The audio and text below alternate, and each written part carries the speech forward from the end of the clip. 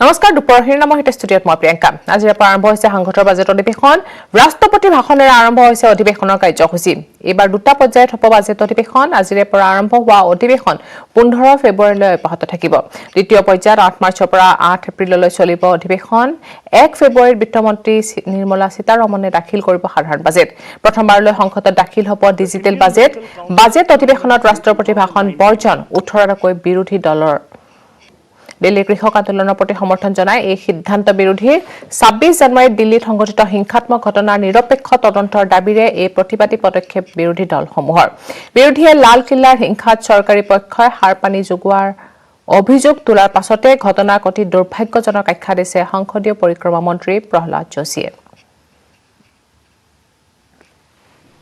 বিজু জনতা দল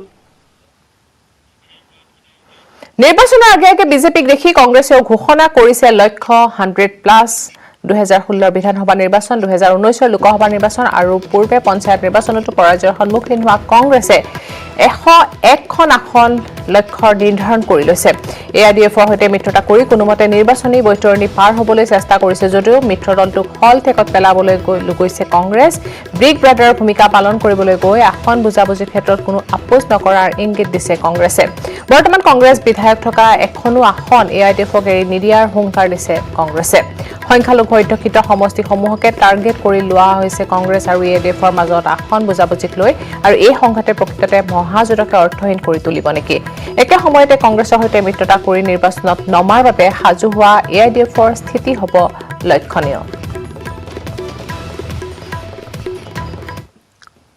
হোৱা নাই হেতু হ'ব আপোনালোকে খবৰ পাব ন এতিয়া বিচাৰিব পাৰে বিচৰাত আপুনি কাকো বাধা দিব নোৱাৰে সকলোৰে অধিকাৰ আছে বিচৰাটো বিচাৰিব কিন্তু আমি দিয়া নিদিয়া কথাটো আমি কংগ্ৰেছ আমাৰ নেতৃত্বতহে হৈছে মিত্ৰতা আমি ডিসাইড কৰিম আৰু নৰমেলি য'ত আমাৰ বিধায়ক আছে বিধায়ক থকা সিটটো আমি এৰি দিয়াৰ সাধাৰণতে কোনো প্ৰশ্ন নাহে নহয় এটাই কথা ফাৰ্ষ্ট চোৱা হ'ব যে যিজনৰ জিকাৰ সম্ভাৱনা আটাইতকৈ উজ্জ্বল এটা সমষ্টিত 5জন 6জনকে প্ৰাৰ্থী থাকিব তাৰ পৰা যিজনৰ জিকাৰ সম্ভাৱনা আটাইতকৈ উজ্জ্বল আমি সেইজনক অগ্ৰাধিকাৰ দিম যোৰহাট নগৰত শেহতীয়াকৈ এক প্ৰকাৰ সন্ত্ৰাসৰ সৃষ্টি কৰিছে ধনগুলৈয়ে গ্ৰামাঞ্চলত পূৰ্বে অলৌলিক শক্তিৰূপে গণ্য কৰা ধনগুলৈ যে প্ৰকৃততে মিথেন গছৰ পৰা সৃষ্টি হোৱা জুই সেয়া বহুতৰে জ্ঞাত যোৰহাট নগৰতো বিগত কিছুদিনৰ পৰা মিথেন গছৰ পৰা জাবৰৰ দমত লগা জুইৰ পৰা উৎপত্তি হোৱা ধোঁৱাই এক হাহাকাৰ অৱস্থা সৃষ্টি কৰিছে নগৰৰ সমীপৰ গড়মূৰ শ্মশানৰ কাষত থকা ডাম্পিং গ্ৰাউণ্ডত সংঘটিত হৈছে এই ঘটনা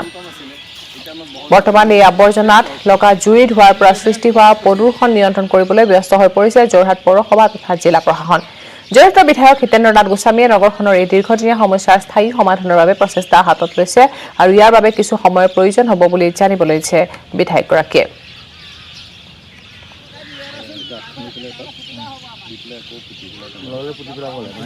আমি আগবঢ়াইছো আমাৰ যোৰহাটৰ সাংবাদিক গৌতম বৰাৰ এক বিশেষ প্ৰতিবেদন ধনগুলৈৰ নাম হয়তো আমি সকলোৱে শুনিছোঁ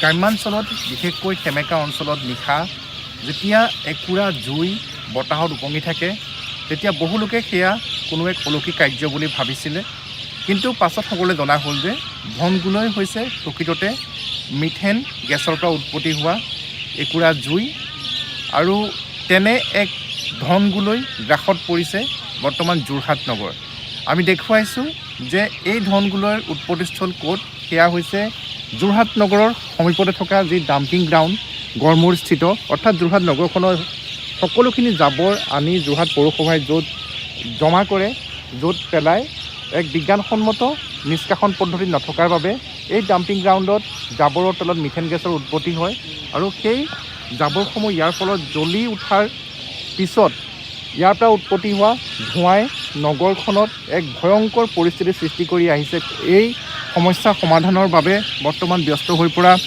দেখা গৈছে আমি জানিবলৈ চেষ্টা কৰিম তেখেতৰ পৰাও যে আজি পুৱা পুনৰ এই সমস্যাটো অনুধাৱন কৰিবৰ বাবে তেখেত ইয়ালৈ আহিছে অৰ্থাৎ গড়মূৰ যে ডাম্পিং গ্ৰাউণ্ড সেই ডাম্পিং গ্ৰাউণ্ডলৈ আহিছে মই জানিবলৈ চেষ্টা কৰিম তেখেতৰ পৰা হয় তেখেতে চাওঁ তেওঁলোকে কি কয় আৰু মানুহবিলাকে মানুহ সদায় কনচিয়াছ হ'বই এতিয়া সকলো পঢ়া শুনা মানুহ কোনো ঘৰৰ কাষত যাব নিবিচাৰে গুৱাহাটীতো সেই একেটা ঘটনাই হৈছে কিন্তু আমি এইখিনি জাবৰ অন্ততঃ পুতি পেলাই পাহাৰ মানে অলপ মাটি দি ঠিক কৰিবই লাগিব এইবিলাক আমি কেনেকৈ কৰি আমি কৰাৰ কাৰণে এটা পৰিকল্পনা লাগিব আৰু সাধাৰণতে আমি এই সময়ত বৰ কনচাৰ্ণ হওঁ এইটো সময়ত মানুহৰ যিহেতু এটা আপত্তি কৰে কিন্তু বাকী সময়ত হয়তো পাব্লিকো ইমান নহয় আমিও নহওঁ আৰু সেইকাৰণে আজি এইটো আমাৰ কাৰণে আজি ভাগ্য ভাল যে তেওঁলোক আমি সেই ফাৰ্মখন পাইছোঁ আৰু মোৰো লাগ ভাল যে এই ঘটনাটোৰ সময়ত মই তেখেতসকলে আজি মই তেওঁলোকৰ সকলো যে যদি তেওঁলোকে কাম কৰিছে মোক জনাওঁ তেওঁলোকৰ কামখিনি প্ৰগ্ৰেছ ভাল বুলি গভৰ্ণমেণ্ট অফ আছামে মোক ক'লে আৰু আমাৰ মানুহক চেক কৰিব কিন্তু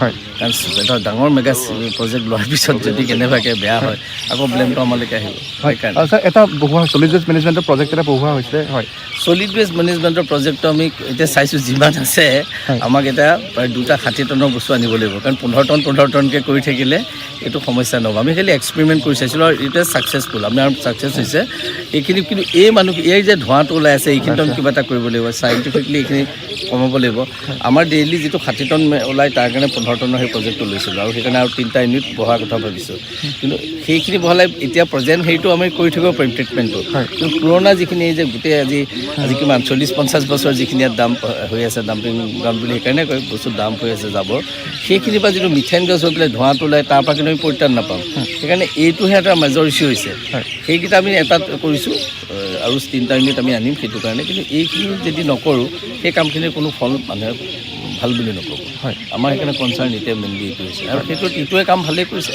খালি আমাৰ এই যিবিলাক আমি ছেগ্ৰিগেট কৰি যি 2টা পাৰ্ট পাওঁ সেইখিনি মানুহে নিব লাগিব কোনোবা ব্যৱসায়ীৰ লগত কণ্টেক্ট কৰিব যাতে নি পেলাই তেওঁলোকৰ পৰা কোনোবা এটা বা অৰ্গেনিক মেনিউৰ উলিয়াব আৰু কিছুমানে প্লাষ্টিক গ্ৰেনুলাৰ কিছুমান ওলাব সেইকাৰণে আমি অকণমান এইটো লাগিলে বাকী 3টা প্ৰজেক্ট আমি কৰিম খালি এইটো এটা মেজৰ ইছ্যু হৈ গৈছে হয় ধন্যবাদ জনাইছোঁ আৰু এনেদৰে বৰ্তমান যোৰহাটৰ বিধায়কগৰাকী আহি সকলোখিনি পৰ্যবেক্ষণ কৰিছে আৰু অতি শীঘ্ৰে সমস্যাটো সমাধান কৰাৰ বাবে তেখেতসকল পদক্ষেপ ল'বৰ বাবে আগবাঢ়িছে যিমানে 2021 বিধানসভা নিৰ্বাচন চমু চাপি আহিছে টিকেট প্ৰত্যাশীসকলৰ ব্যস্ততা সিমানেই বাঢ়িছে গহপুৰত কংগ্ৰেছ দলৰ হৈ এপিচিচি সভাপতি ৰিপুণ বৰা অথবা মনিকা বৰাই প্ৰতিদ্বন্দ্বিতা কৰাৰ গুণা কথা চলি থকাৰ বিপৰীতে বিজেপি দলত টিকেটৰ বাবে খোৱা কামোৰা আৰম্ভ হৈছে গহপুৰত বিজেপি বৰ্তমানৰ বিধায়ক উৎপল বৰা থকা স্বত্তেও বৰ্তমানলৈকে 7গৰাকী বিজেপি কৰ্মীয়ে টিকেট বিচাৰি নিজা নিজা ফিল্ডত নামি পৰিছে বিধায়ক উৎপল বৰা গৰিবৰ বন্ধু হিচাপে পৰিচিত গোপাল শইকীয়া ডুবিয়া মণ্ডল বিজেপিৰ সভাপতি ৰমেন ভূঞা নাৰায়ণ দিহিঙ্গীয়া অৱসৰপ্ৰাপ্ত মুখ্য কৰ আয়ুক্ত হেমন্ত বিজয় মহন্ত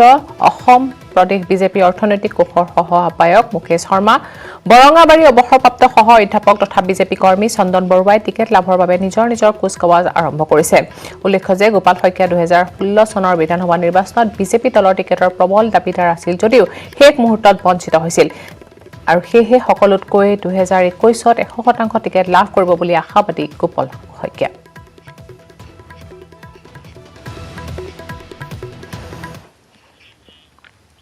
হোলী গীত আৰু ভোৰতাল নৃত্যৰে চন্দত পান পাই উঠিল সত্ৰনগৰী বৰপেটাৰ ৰাখাল থান ৰাজ্য চৰকাৰৰ ছাত্ৰ আৰু যুৱ কল্যাণ উপদেষ্টা সমিতিৰ উদ্যোগত বৰপেটাত অনুষ্ঠিত হৈ যায় 11 দিনজোৰা হোলী গীত আৰু ভোৰতাল নৃত্যৰ এক কৰ্মশালা শিশু কিশোৰী আৰু যুৱক যুৱতীসকলক বৰপেটা সত্ৰৰ বুঢ়া ভকত নৰভৰি বুঢ়া ভকতকে প্ৰসাৰ বৰপেটাৰ প্ৰাণ হোলী গীত আৰু ভোৰতাল নৃত্যত পাৰ্গত কৰি তোলাৰ প্ৰয়াসেৰে অনুষ্ঠিত হয় এই কৰ্মশালাখনৰ সামৰণি দিনা অংশগ্ৰহণকাৰীসকলে পৰিৱেশন কৰে হোলী গীত আৰু ভোৰতাল গীত পিক্সি মুভিজ আৰু একাডেমি অফ খোলবাদ্যৰ সহযোগত অনুষ্ঠিত হোৱা হোলী গীত আৰু ভোৰতাল নৃত্যৰ কৰ্মশালাখনৰ সামৰণি অনুষ্ঠানত সত্ৰনগৰী বৰপেটাৰ বিভিন্নজনে লোকৰ বিশিষ্ট সাহিত্যিক অক্ষয় কুমাৰ মিশ্ৰ আৰু কবিন দাসকে ধৰি কেইবাগৰাকী শিল্পীয়ে অংশগ্ৰহণ কৰে শিক্ষাৰ্থীসকলক সামৰণি অনুষ্ঠানতে প্ৰমাণ পত্ৰ প্ৰদান কৰা হয় এই যে যন্ত্ৰযুগৰ মোহন মন্ত্ৰ এনেকুৱা এই অনুষ্ঠান এই যন্ত্ৰ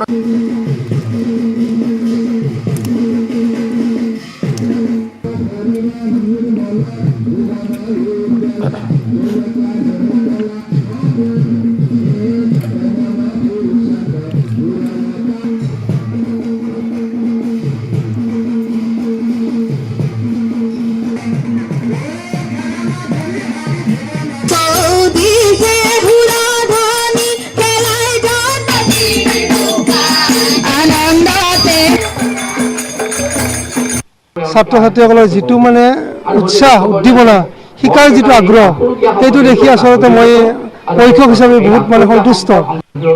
এতিয়া মানে যুৱ প্ৰজন্মই বহুত ধুনীয়াকৈ লৈছে, তেওঁলোকৰ আগ্ৰহ দেখি আচলতে আমি সঁচাকৈয়ে মানে আপ্লুত হৈছোঁ। ছোৱালী বহুত তাতে অংশগ্ৰহণ কৰিছে, বিশেষকৈ ছোৱালীসকল আমাৰ ধাৰক বাহক। ছোৱালীসকলে হয়তো উচ্চ শিক্ষাৰ কাৰণে বাহিৰত যাব, ছোৱালীসকলে হয়তো এদিন বৰপেটাৰ ছোৱালী বিভিন্ন ঠাইত বিয়া হ'ব, তেওঁলোকে বাৰ্তা এটা লৈ যাব, লগত এটা মাক দেউতাকে অলংকাৰ দিব, যৌতুক দিব, কিন্তু যৌতুকৰ লগতে মাক দেউতাকৰ লগত এই যে বৰপেটাৰ হোলী গীত, বৰগীত, লোকগীত, ভোৰতাল নৃত্য। ছাগলী চুৰ কৰিবলৈ আহি ধৰা পৰিল 2 ছাগলী চোৰ। হাজোৰ আন্ধুপাৰা অঞ্চলত এখন টেম্পৰে পথাৰৰ পৰা ছাগলী চুৰি কৰিবলৈ আহোঁতে 2টা চোৰক হাতে লোটে ধৰাত পেলালে ৰাইজে। ধৃত চোৰ দুটা হৈছে আখতাৰ হুছেইন আৰু ছফিকুল আলী। আন্ধুপাৰাৰ সাইফুল ইছলাম নামৰ লোকজনে পথাৰত এৰাল দি আহিছিল 3টাকৈ ছাগলী। তাৰ কিছু সময় পিছতে পথাৰত কোনো নথকাৰ সুযোগ লৈ 3টা ছাগলী এখন টেম্পত উঠাওঁতে ধৰা পৰিল চোৰ দুটা।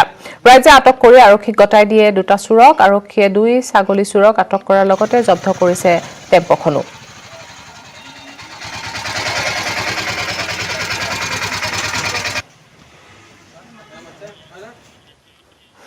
কোভিড-19 মহামাৰীয়ে বৃদ্ধি কৰিছে পৰস্পৰ নিৰ্ভৰশীলতা। কৰোনাৰ বিৰুদ্ধে একত্ৰিত হৈ যুঁজ দিলে সমগ্ৰ দেশে।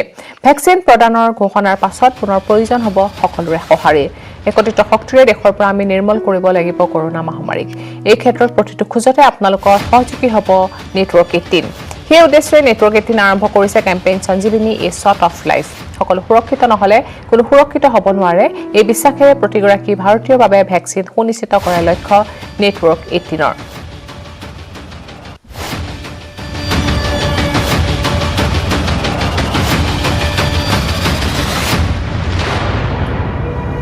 দুপৰ শিৰোনামৰ পৰলৈ পুনৰ ভুৱা বিত্তীয় প্ৰতিষ্ঠানৰ প্ৰতাৰণাৰ বলি হ'ল বাইহাটা চাৰিআলি অঞ্চলৰ ৰাইজ। 2019 চনতে বাইহাটা চাৰিআলিৰ শিঙৰাপৰা স্থাপন হৈছিল GDYMBS মানি ইয়ৰ বেংক নামৰ বিত্তীয় প্ৰতিষ্ঠানটি আৰু অঞ্চলটোৰ দুখীয়া পৰিয়ালসমূহক ঋণ দিয়াৰ প্ৰলোভনেৰে সংগ্ৰহ কৰিছিল ধন। আনকি প্ৰতিষ্ঠানটি নিয়োজিত কৰ্মচাৰীৰ পৰাও চাকৰি নামত ধন সংগ্ৰহ কৰাৰ অভিযোগ প্ৰতিষ্ঠানটিৰ বিৰুদ্ধে। 2 বছৰ অতিক্ৰম কৰাৰ পিছতো কিন্তু কৰ্মচাৰীসকলে নাপালে নিযুক্তি পত্ৰ, লগতে দুখীয়া পৰিয়ালসমূহে নাপালে কোনো ধৰণৰ ঋণ। সকলোবোৰ আগধন লৈ বৰ্তমান উধাও বিত্তীয় প্ৰতিষ্ঠানটি আৰু এতিয়া মাথো ওলমি আছে প্ৰতিষ্ঠানটিৰ কাৰ্যালয়ত এটা বৃহৎ তলা।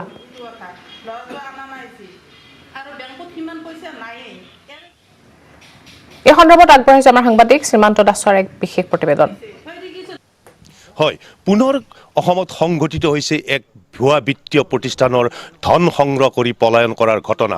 আৰু সেই ঘটনা সংঘটিত হৈছে কামৰূপ জিলাৰ বাইহাটা চাৰিআলিৰ অন্তৰ্গত শিঙাৰপাৰা গাঁৱত।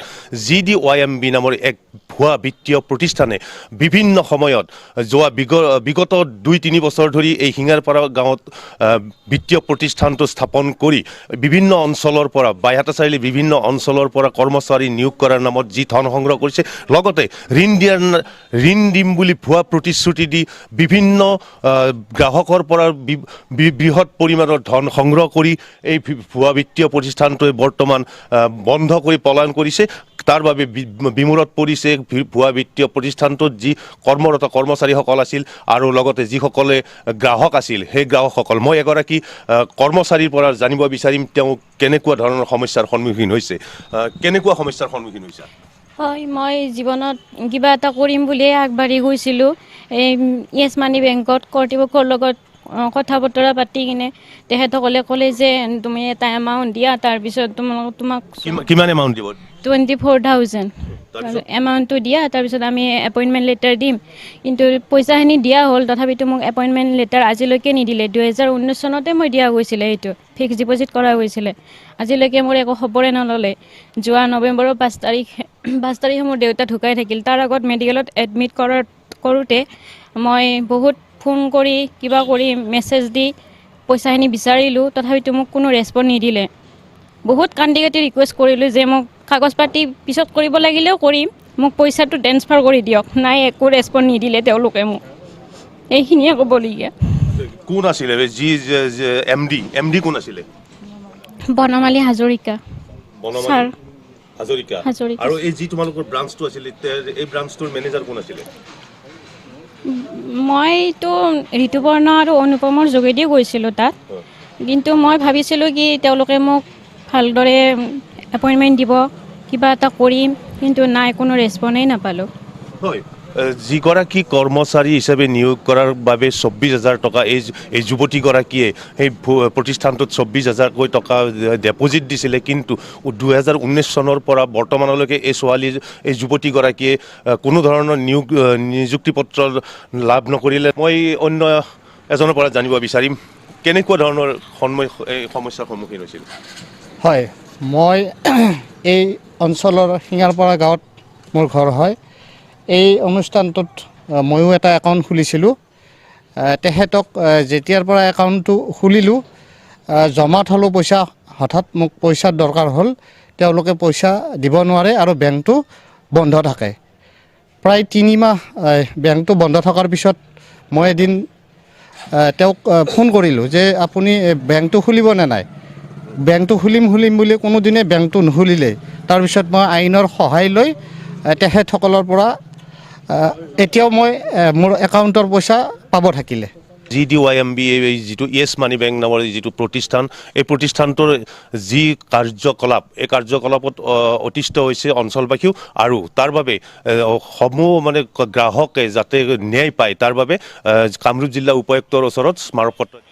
আহিছো পৰৱৰ্তী বাতৰিলৈ। সমাগত 2021 নিৰ্বাচন, ৰাজনৈতিক দল সংগঠনৰ সমানে নিৰ্বাচন অনুষ্ঠিত কৰাৰ বাবে সাজু হৈছে কামৰূপ প্ৰশাসন। শান্তিপূৰ্ণ, সুৰক্ষিত, সুন্দৰ নিৰ্বাচনৰ বাবে কামৰূপ নিৰ্বাচনী জিলাৰ প্ৰস্তুতি এতিয়া চলি আছে। কোভিড প্ৰটকলৰ মাজত হ'বলগীয়া নিৰ্বাচনৰ বাবে অধিক সতৰ্ক কামৰূপ প্ৰশাসন। কোভিড প্ৰটকলৰ বাবে এবেলি অধিক গাড়ী তথা সা-সামগ্ৰী সাজু কৰিব লাগিব প্ৰশাসনে। কামৰূপ নিৰ্বাচনী জিলাৰ পূৰ্বৰ 884টা ভোটগ্ৰহণ কেন্দ্ৰৰ বিপৰীতে এইবাৰ 1105টা ভোটগ্ৰহণ কেন্দ্ৰ স্থাপন কৰা হ'ব। তদুপৰি ৰঙিয়া মহকুমাৰ 842টাৰ পৰিৱৰ্তে এইবাৰ 529টা ভোটগ্ৰহণ কৰা হ'ব। শান্তিপূৰ্ণ ভোটগ্ৰহণৰ বাবে পূৰ্বতকৈ অধিক সুৰক্ষা কৰ্মীৰ প্ৰয়োজন হ'ব। কামৰূপৰ ৰিটাৰ্ণিং বিষয়া কৈলাশ কাৰ্তিক নিৰ্বাচনৰ প্ৰস্তুতি সন্দৰ্ভত এই মন্তব্য কৰে।